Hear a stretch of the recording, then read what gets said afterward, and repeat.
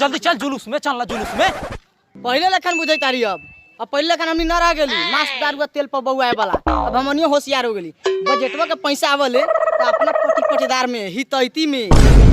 चुन नाम लिख के देले तो लेने जाओ अपना पट्टीदारवा सके हितैती में वो कनी के जुलूस में घुमाऊ। अगर अपने के कहे से जुलूसों में चली जाम तो का बारका में तो हमनी के चिन्ही से कौन आलबा फला आलबा चिन्हा आलबा आए उ तो अपना ही के न चिन्ही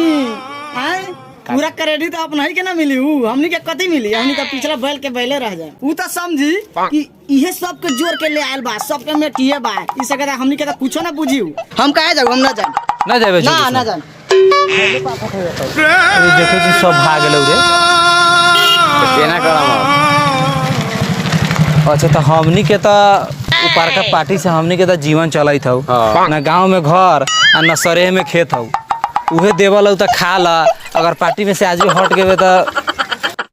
खैलो पाफत हो जाता। चल दुए जाने अब तीन जाने चल हमनी जुलूस चल हमनी अब